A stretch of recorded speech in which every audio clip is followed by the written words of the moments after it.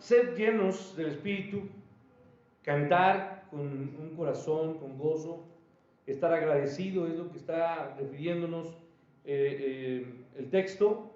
Aquí habla, en este contexto cuando Pablo va a hablar acerca de la familia, Efesios 5, 22, que es nuestro versículo clave para esta tarde, y luego en Efesios 6, con todo lo demás que continúa Pablo, tiene una importancia muy relevante para nosotros, los versículos 18 al 21.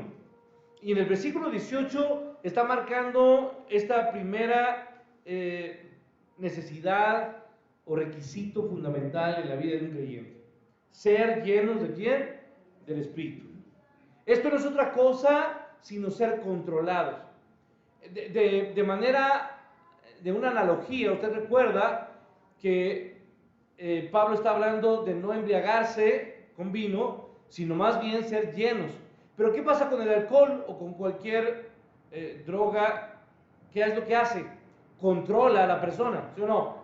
Las personas creen controlar el vicio, o el alcohol, o el consumo de su adicción, pero la realidad, hermanos, es que el alcohol o las drogas han controlado, ¿qué, hermanos? A la persona. Ser lleno del Espíritu Santo significa de manera paralela o similar a esta analogía lo mismo. Ya no ser controlado por mí, sino que yo sea controlado por ¿quién, hermanos? Por el Espíritu Santo. Ser controlados es la única esperanza que podemos darle a las familias. Porque, hermanos, nos salimos de control muchas veces en discusiones entre esposos, entre hijos.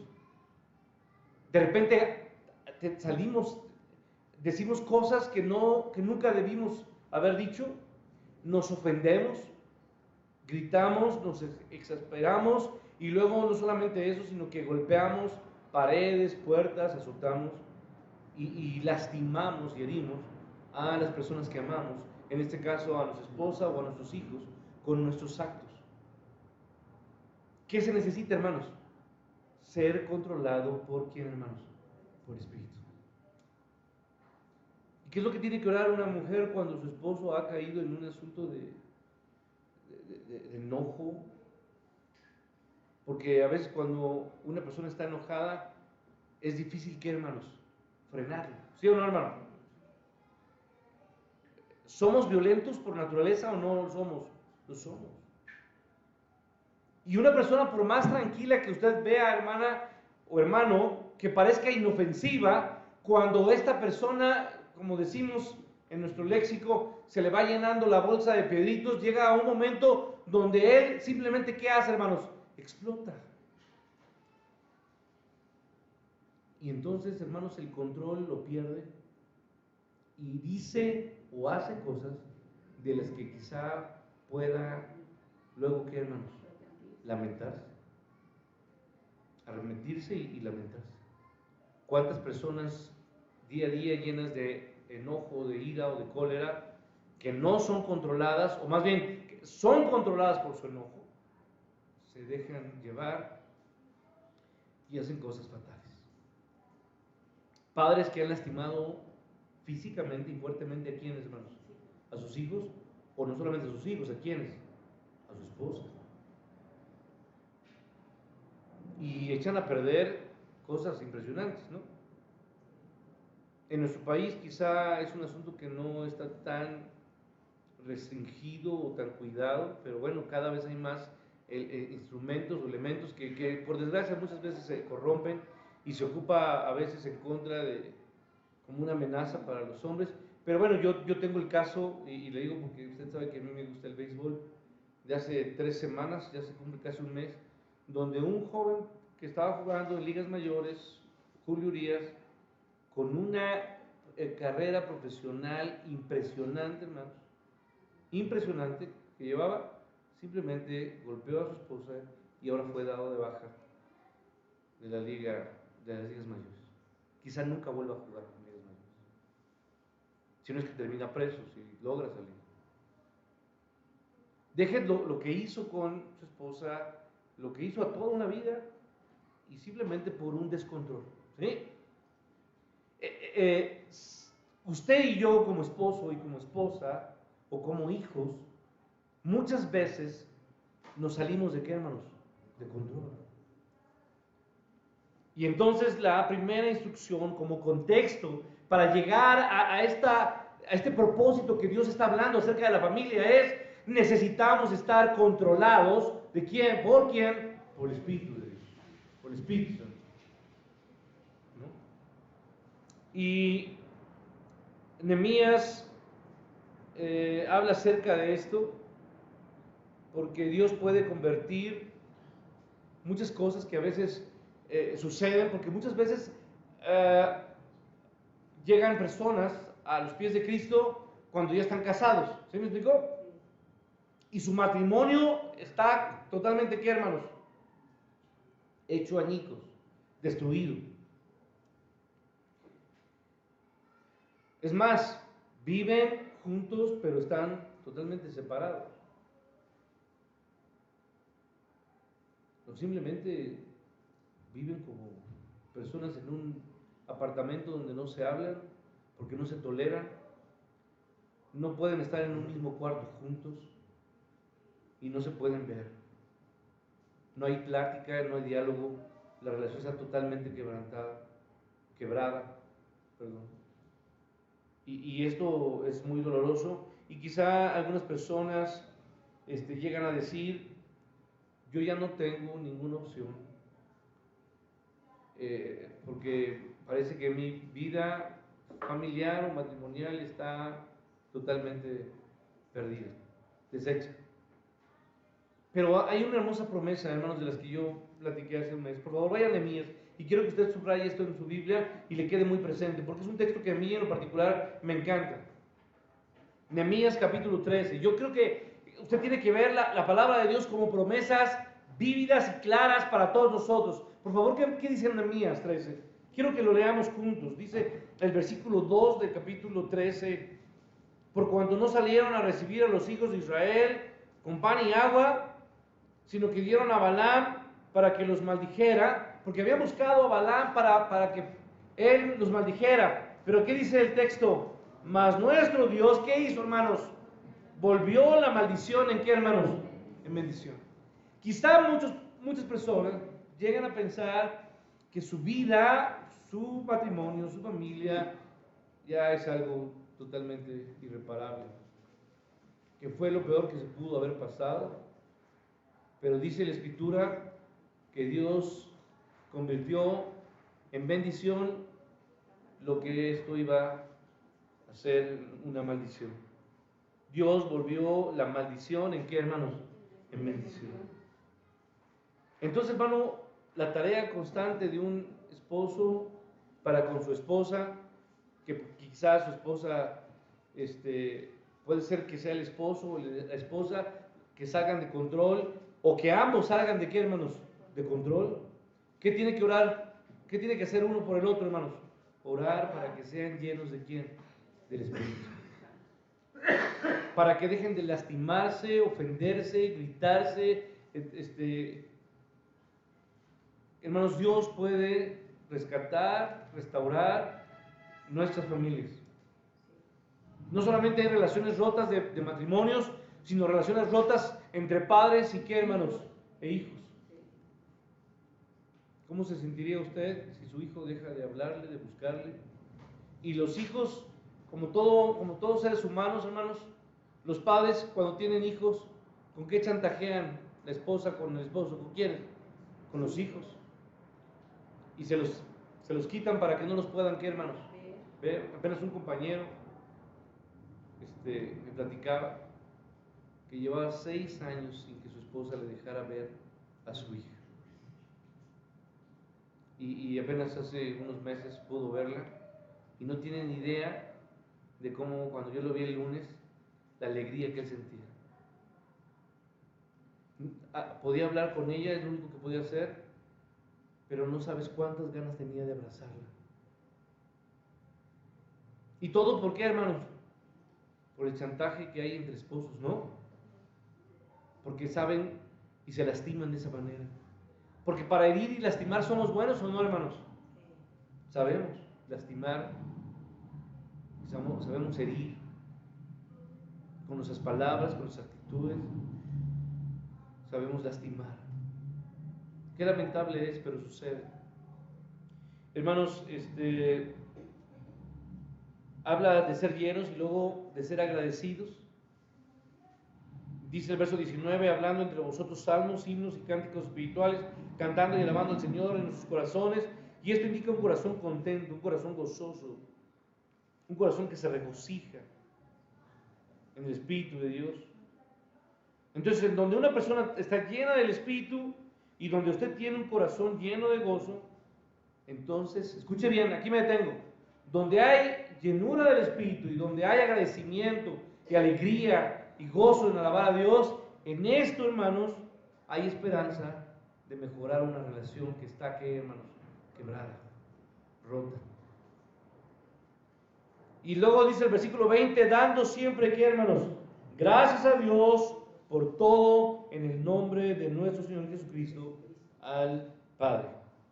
Entonces no importa lo que sucede, no importa lo que salga mal, no importa cómo pueda ser malinterpretado, maltratado, porque muchas veces los matrimonios se lastiman en una mala comunicación, y es que uno dice, es que yo pensé, y el otro contesta, pues es que yo también pensé, y la no comunicación termina haciendo que una persona piense algo que es, que, hermanos, totalmente erróneo.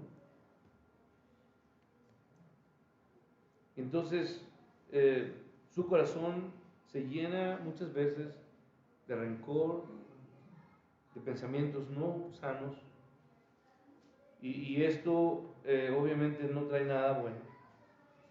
Su corazón está lleno de cosas no agradables, pero si el verso 20 nos dice que debemos de tener un corazón como, hermanos, agradecido, dice, dando siempre, ¿qué, hermanos?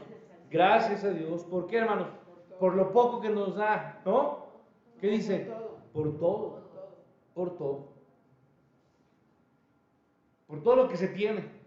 Quizá un día tenemos más y otro día tenemos, ¿qué? Menos. Pero si hay poquito, ¿qué tenemos que hacer? Gracias, Señor. Y si hay mucho, pues no, podemos dar doblemente gracias, ¿no?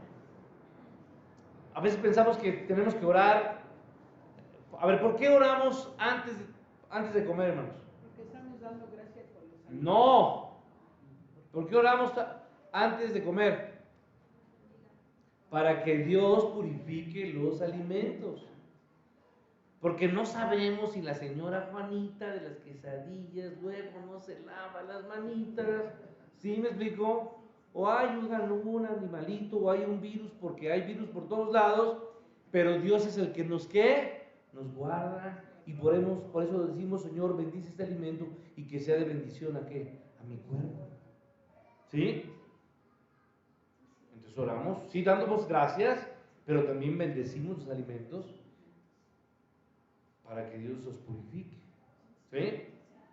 Y si alguien llegara malosamente a poner algo en algún alimento para hacernos daño, esos alimentos van a ser, ¿qué, hermanos? Bendecidos. Porque Dios nos protege de hasta lo que, ¿qué? De este que comemos. Entonces usted dice, no, ¿y por qué me enfermo, pastor? No, pues que usted, no le voy a decir cómo se dice, pero empieza con T, ¿no? Y luego con R, y ya no voy a decir, ¿no? Usted tiene que cuidarse. Dice, no, es que yo voy a comer lo que sea. No, no. Si ya somos más grandecitos, sabemos que el chile por la noche que no se acompaña con nosotros, ya nuestro cuerpo ya no es sano. Y que no podemos comer tanto en la noche porque tenemos que, ¿qué? Que dormir, ¿no? Y si no dormimos bien, ¿cómo nos paramos mañana para el trabajo? De malas, ¿no? Porque no hemos dormido. Y el sábado es cuando menos tenemos que desvelarnos, ¿por qué?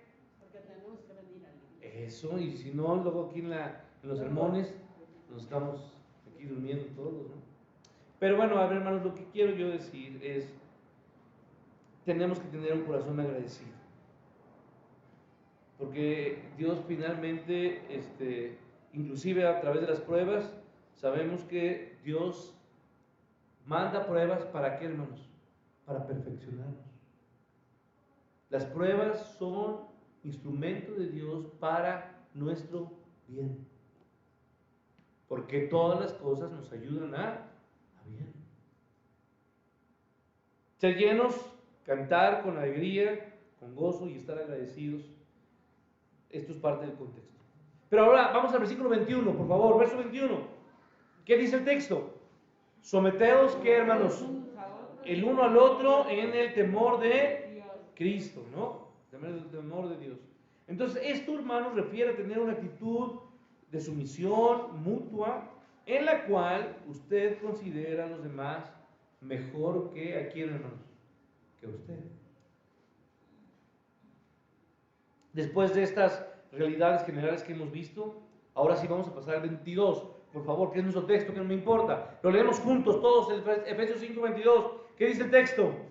Las casadas estén sujetas a sus propios maridos como al Señor. ¿Por qué? Porque el marido es cabeza de la mujer, así como Cristo es cabeza de la iglesia, la cual es su cuerpo y Él es su Salvador. Así que como la iglesia está sujeta a Cristo, así también las casadas lo están a sus maridos en algunas cosas. ¿Sí dice así? No, ¿cómo dice? En todo. Sujetas en todo. A ver, tiempo aquí. Dios ha diseñado esta función maravillosa de sumisión para la mujer en el matrimonio. Y por su diseño, el matrimonio puede ser satisfecho, puede ser satisfactorio cuando esa función es asumida por parte de la mujer con gozo. O sea, cuando leemos esto, hermanos, y una mujer empieza a decir, oye, pero ¿por qué? ¿Por qué me voy a someter? Dice aquí el texto que esta función maravillosa de la sumisión se puede, o más bien fue diseñada para ser de bendición a la mujer. Pero cuando la mujer lo hace con gozo, ¿sí?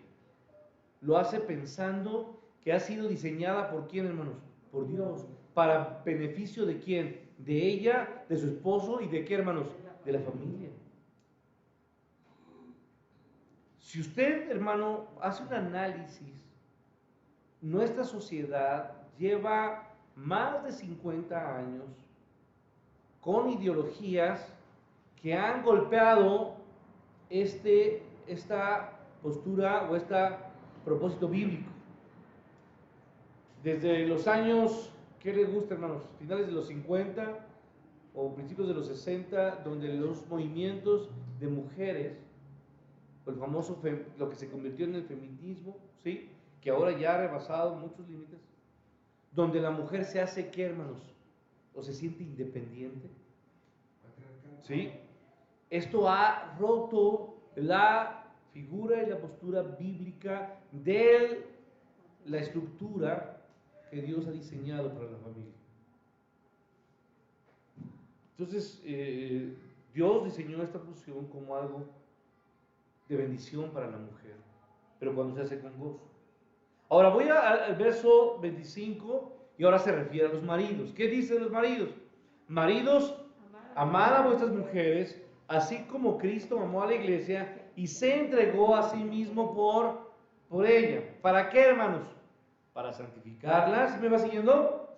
Habiéndola, ¿qué? Purificado en el lavamiento del agua por la palabra, a fin de, ¿qué dice? Presentársela a sí mismo una iglesia como, hermanos, gloriosa, que no tuviese mancha, ni arruga, ni cosa semejante, sino que fuese santa y sin mancha. Así también los maridos deben amar a quién, hermanos, a sus mujeres como a sus mismos cuerpos. El que ama a su mujer, a sí mismo se ama. A ver, me detengo aquí. La responsabilidad del marido, ¿cuál es, hermanos? La de la mujer lo acabamos de ver y no quiero ahorita dedicar más tiempo porque lo haremos, ya lo hemos tocado. Es actitud maravillosa de sumisión a su marido en todo, ¿sí? Pero ahora vamos al caso del esposo. El marido tiene solamente una obligación, ¿cuál es? Amar a su mujer, a su esposa. Amar es muy diferente a dominar a su mujer. No es un animalito que tiene que ser dominado, ¿no? Amar es muy diferente a dominarla. Él ya tiene esta tendencia. Y esto viene de un origen a causa del pecado. Si usted y yo rápidamente regresamos a Génesis 2, por favor. ¿Qué sucede en Génesis 2, hermanos? ¿Qué hay en Génesis 2, hermanos? La creación del hombre. En Génesis 1, ¿qué vemos? La creación de todo. Pero en Génesis 2 vemos a la creación del hombre, de la humanidad. Pero particularmente en Génesis 2, a mitad de este pasaje, vemos las consecuencias de lo que ocasionó el pecado en, lo que le llamamos la maldición, ¿sí? Por causa del pecado. El pecado, acuérdese usted, todo lo corrompe y todo termina lastimándolo, destruyéndolo. Si usted está ahí en el verso 14 y dice el verso, el nombre del segundo río, me voy hasta el verso 18.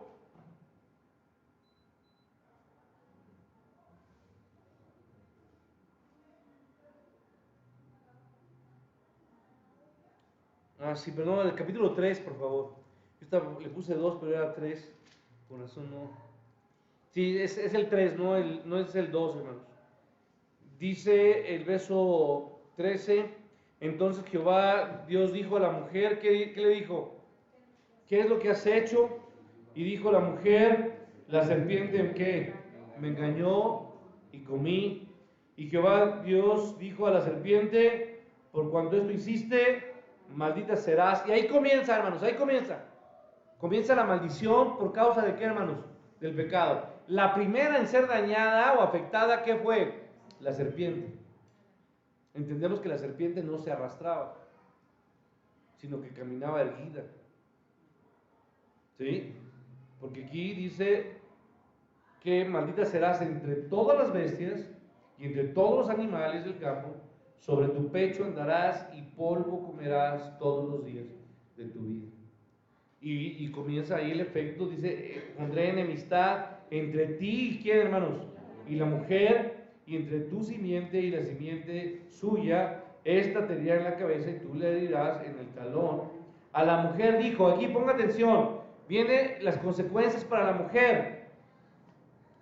Multiplicaré en gran manera tus, ¿qué, hermanos? Dolores en tu preñeces. Con dolor darás a luz los hijos, y ahí está, subraye esto, y tu deseo será para tu marido, y él se enseñoreará de ti. Esto es lo como se conoce comúnmente como la lucha de ¿qué? De género, ¿no? Esta batalla constante entre el hombre y la mujer de imponerse. Que el hombre quiere sujetarla y la mujer quiere ¿qué? No ser dominada. Pero esto es un error muy mal entendido en la Escritura. Entonces la maldición generó esa tendencia. ¿Cuál tendencia, hermanos? La tendencia en el hombre de querer dominarla, a mandarla. Pero la instrucción bíblica de Dios para el hombre es amarla. No hay otra tarea. Debe el marido amar a quién, hermanos? A su esposa. Ella se está sometiendo a él y él debe de expresar amor hacia ella. Este es lo que nosotros podemos llamarle de forma bíblica, sí tenemos un liderazgo como hombres, pero es un liderazgo, escuche bien, de cuidado. Es como si usted y yo, hermanos, fuéramos, bueno, no usted y yo, póngase un esposo y una esposa fueran por un camino desconocido, y donde obviamente al ser desconocido uno tiene que estar alerta, ¿sí? ¿Y quién va a ir adelante? ¿O quién debe ir adelante? El hombre. ¿Para qué, hermanos? Para cuidar de que algo le pudiera, ¿qué, hermanos? Pasar. Si el hombre va dirigiendo, no es por otra cosa, sino porque su deseo es cuidar de quién, de ella. Porque se nos ha dado como vaso más que, hermanos, frágil para ser cuidado. El problema es que hoy, con todas las ideologías que hay, la mujer ya no quiere ser, ¿qué, hermanos? Cuidada. Entonces, voy a avanzar. Ella se somete a él y él la ama en un liderazgo de cuidado. Si él es la cabeza de la mujer, como Dios es cabeza de Cristo y Cristo es cabeza del hombre, él está por encima de ella, pero ella debe de llamarlo, como Pedro lo refiere en la primera carta, en el capítulo 3, cuando Pedro se acuerda de Sara. ¿Cómo llamó Sara a Abraham? Señor. Entonces, usted lo recuerda. Ambos somos vasos, pero hay un vaso más fuerte que es ¿quién? El hombre. ¿Y el vaso más frágil quién? La mujer. Entonces, en esta analogía, hermanos, él está por encima de ella, pero él tiene que cuidarla. Ahora vamos a ver como un poco más del texto y parte de lo que la Biblia nos da para terminar esta tarde con este punto. El liderazgo. La responsabilidad del hombre consiste en tres cosas: dirección, provisión y liderazgo. Voy a repetirlo, tome nota. La responsabilidad de un esposo para con su esposa y su familia, en primer lugar, es dirigir, ¿sí? Pero su dirección, escuche bien, dirige para proteger a su esposa y a quienes más, hermanos, a los hijos, ¿sí? No dirige para lo que él le gusta, no, él va a buscar la protección y el cuidado de quién, de su esposa y de quién, y de sus hijos. No es dirección sobre sus gustos o sobre lo que él quiere, sino sobre lo que debe de cuidar para su familia. Luego, entonces dijimos, dirige, y la segunda responsabilidad, ¿cuál fue la que comenté, hermanos? No solamente entonces el hombre dirige, sino provee. Un hombre tiene que ser el proveedor, el sustento. Yo sé, hermanos, que actualmente la situación no nos da y que un trabajo, a veces un padre tiene que trabajar no solamente un trabajo, sino 2 horarios o cubrir 2 turnos, porque los recursos son, ¿qué, hermanos? Muy pocos. Un sueldo, hermanos, no alcanza y a veces uno tiene que buscar pues más tiempo. Y no tiene nada de malo que la mujer pueda ayudar económicamente a la casa, ¿sí? Porque una mujer que se convierte en ayuda a su esposo busca de hacer medios sin descuidar su obligación de cuidado, de criar hijos, ¿qué, hermanos? Piadosos al Señor. Pero bueno, lo que estoy diciendo entonces, el marido o el esposo dirige, el marido que provee, y finalmente, hermanos, no solamente provee, sino que también él se convierte en el líder o da un liderazgo de cuidado a la familia. Pero esto, hermano, no se debe olvidar que está bajo en un contexto de amor. Siempre hay un contexto de amor, porque la única obligación del esposo es amar. ¿Sabe? ¿Por qué dirige? Porque la ama. ¿Por qué provee? Porque la ama. ¿Por qué se convierte en el líder? Porque la ama. Todo está bajo el contexto de ¿qué, hermanos? De que la ama. Debe amarla y debe de cuidar de la familia. Ahora vamos a Colosenses 3, por favor. Colosenses 3.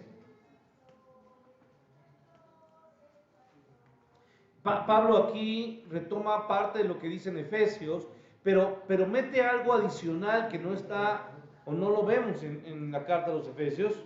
Si usted lo tiene, 3:19 de Colosenses, dice la Escritura, si lo puede tener o me sigue con su vista: maridos, amad ¿a quién? A vuestras mujeres, y no sean, como hermanos, ásperos con ellas. A ver, hermanos, siempre existe el peligro de la pérdida de amor. Y esto, hermano, puede traer un problema, porque puede hacer que el marido, cuando pierda ese amor, se convierta en un tirano. ¿Sí?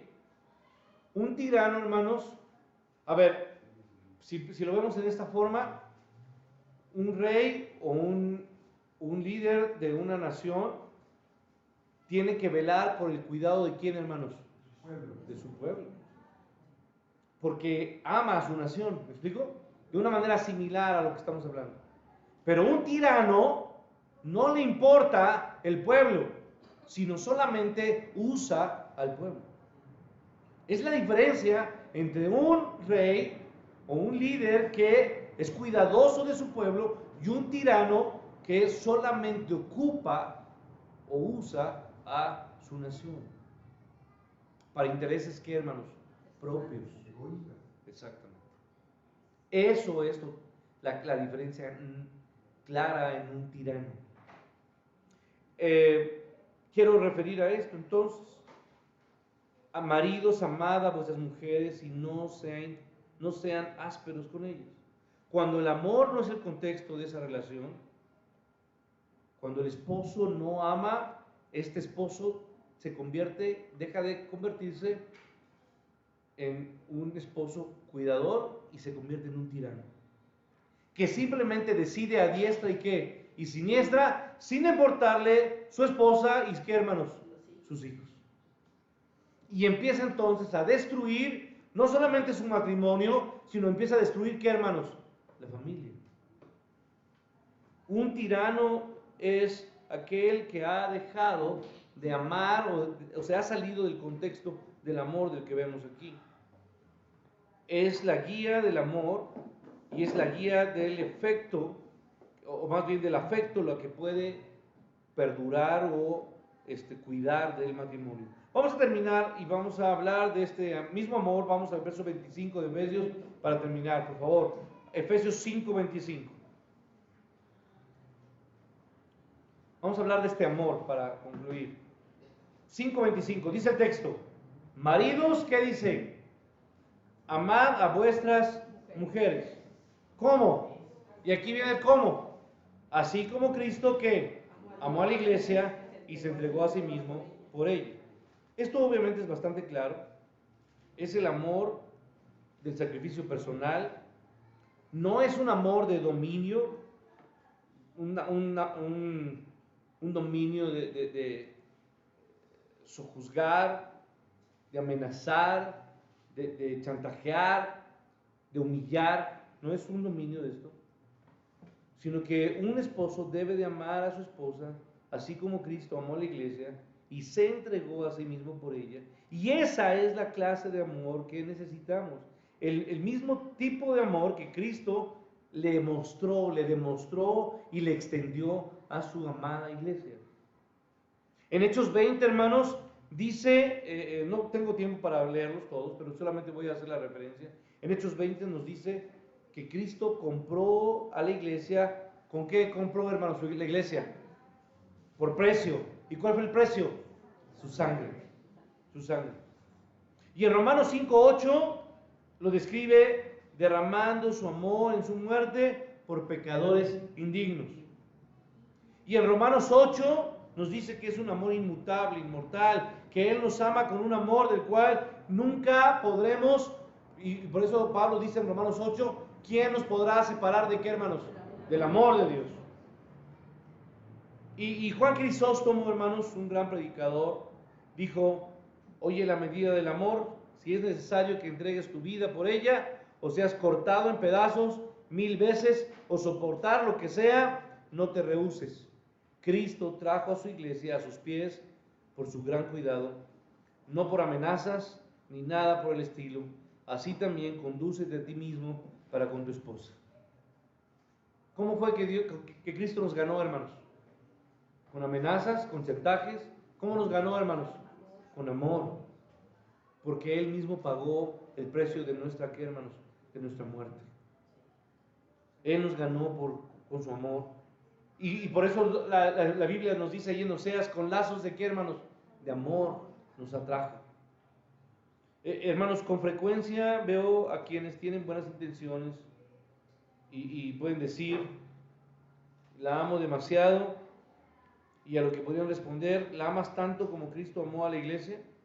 Si no la amas así, entonces no la amas suficiente, porque ¿quién es el estándar? ¿Quién es el que nos da a nosotros como esposos el estándar? Porque, a ver, uno puede decir, pastor, yo amo a mi esposa, y yo le podría decir, ¿la amas como Cristo amó a su iglesia?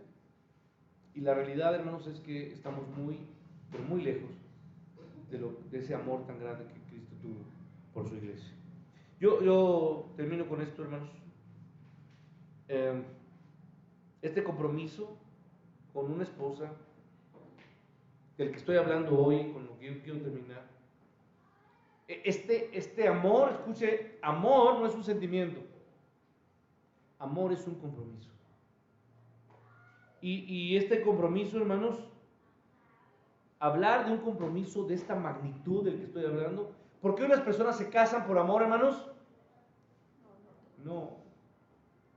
La gente muchas veces se casa simplemente por conveniencia y no por un... Es lo que muchas veces hoy con tristeza, hermanos, y lo vemos así, es una prostitución legalizada. Eso es lo que hoy mucha gente hace.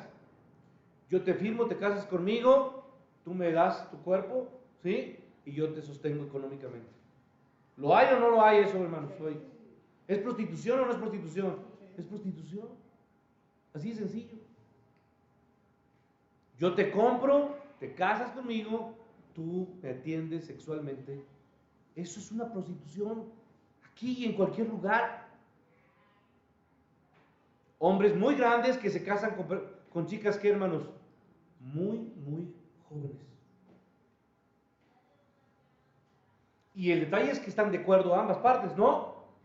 La que se vende y el que compra. Hermano, yo lo que quiero decirles es que este compromiso del que estoy hablando y de la que la palabra de Dios nos habla, este compromiso de amar de esa manera, hermanos, es un compromiso que resulta absurdo o revolucionario en el mundo romano y en nuestros días. ¿A qué me refiero? En el mundo romano, Catón, un escritor romano, dijo, si tú sorprendes a tu esposa en infidelidad, mire lo que escribió este hombre, mátala, sin juicio. Pero si ella te sorprende, ella no debe de atreverse a tocarte con un dedo. Ella no tiene derecho. Esa era la manera de pensar en el mundo romano. Un hombre tenía control total sobre la población femenina, tanto sobre su esposa como sus hijos, y podía quitarles la vida en cualquier momento sin ningún recurso legal que pudiera apelarse. Cuando Pablo les dice a los maridos que amen a sus esposas y sacrifiquen sus vidas por ellas, como Cristo lo hizo por su iglesia, esto para ese momento, hermanos, resultaba totalmente, ¿qué, hermanos? Absurdo, ridículo. Era totalmente absurdo. Un hombre sacrificándose por una mujer, eso era absurdo. Un hombre tenía el poder para hacer de su esposa o de sus hijas, para eso se le llamaba patrias potestas. Y él podía hacer con sus hijos o sus hijas lo que él quisiera. Y las mujeres eran solamente cosas. Y esto es también revolucionario el día de hoy, porque hoy la manera de pensar del hombre es, siempre y cuando tú cumples lo que yo quiero, tú puedes ser mi esposa. Y cuando tú dejes de hacer eso, Simplemente yo voy a buscarme a quién, a otra persona. Así de sencillo. Así es como funciona en la actualidad. Lo que Dios dijo a Pablo y lo que estaba expresando en Efesios 5 en ese momento, hermanos, fue un shock para la cultura de ese momento. Las mujeres eran consideradas de manera muy diferente en la actualidad, eran consideradas menos que humanas, eran consideradas como esclavas, como bestias de carga, en muchos casos no tenían derechos en absoluto, y los hombres cumplían con la maldición, ejerciendo de una manera plena un tipo de dominio. Porque ¿qué dice la maldición? Y él se enseñoreará ¿sobre qué? Sobre ti. Te tratará, te humillará, te ridiculizará. Este tipo de cosas es lo que la maldición estaba cumpliéndose en ese momento. El hombre sometiendo a la mujer como si fuera una, ¿qué, hermanos? Una bestia. Con la fuerza. Qué lamentable es esto. Eran muy lastimadas. Era un liderazgo corrompido y totalmente depravado. Pablo dice, deben intercambiar eso en Cristo por un amor que sea un amor como el que Cristo, ¿qué, hermanos? Mostró. Cristo se entregó a sí mismo por la iglesia. En un amor sacrificial, en un amor abnegado, en un amor humilde. Y Pedro define aún más este amor sin utilizar esa palabra. Es importante que entendamos esto y debemos cubrir todos los textos que se relacionen con esta idea. 1 Pedro 3:6, póngase de pie y terminamos. 1 Pedro 3:6.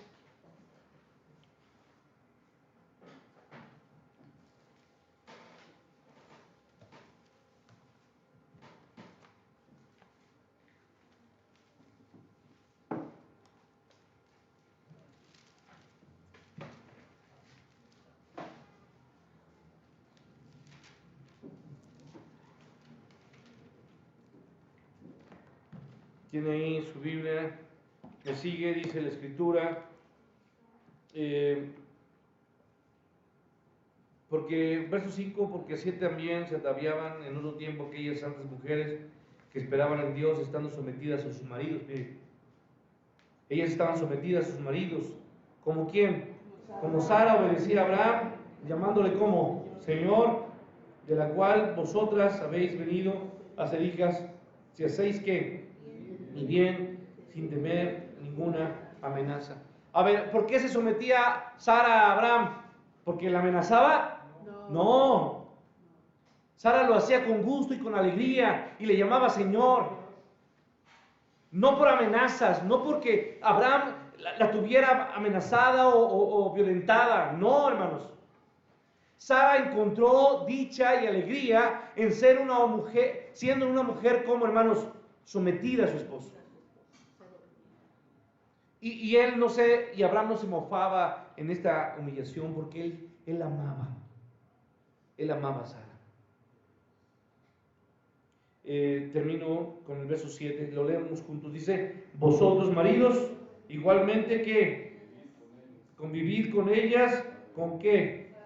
Sabiamente. Y en la Biblia actualizada dice, con comprensión. La próxima conferencia hablaremos de esto.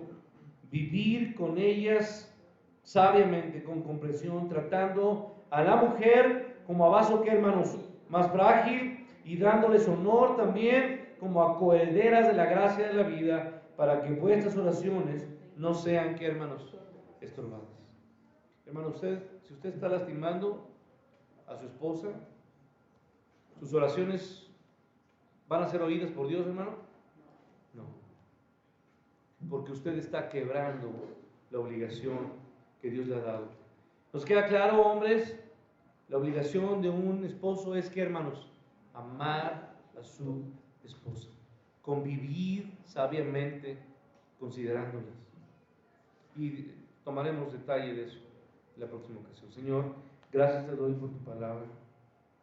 Cuán lejos estamos, Señor, muchos de cuidar, de amar de esa manera a nuestra esposa. Yo te pido, Padre, que nos ayudes, nos perdones y que hagamos un compromiso fiel contigo.